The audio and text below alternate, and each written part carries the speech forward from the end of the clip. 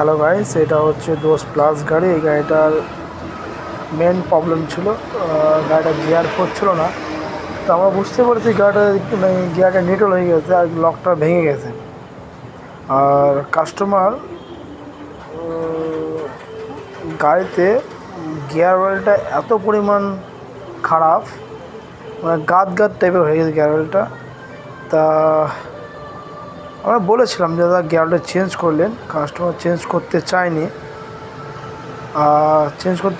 আবার এসব কিছু কিছু ক্ষেত্রে যে এই গিয়ার ভাঙা বা এই কিছু হওয়া, ভেঙে যাওয়া বা গিয়ার সিরিজ হওয়া, এসব কারণে যে কাস্টমারের ফল্টের জন্য হয়। কেন? কারণ তারা ঠিকমতো গাড়িকে মেনটেন্যান্স করে না। তো ঠিকমতো মেনটেন্যান্স করে তাহলে এসব সমস্যা দেখা দেয় না।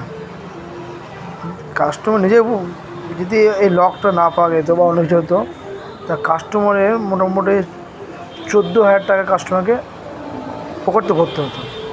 মানে লকটা পাওয়া গেছে, লকটা খুব খুব পাওয়া যায় না, অর্ডার দিয়ে আনতে হয়, অর্ডারও পাওয়া যায় না, ওনার পার্ট নাম্বারই পাওয়া যায় না।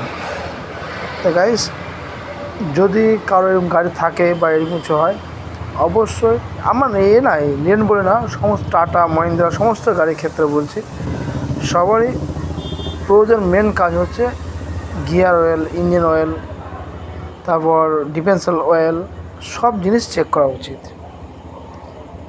ধরুন কাস্টমার অল্প খরচা হয়ে গেল, তো এরকম ভুল কেউ করবেন না।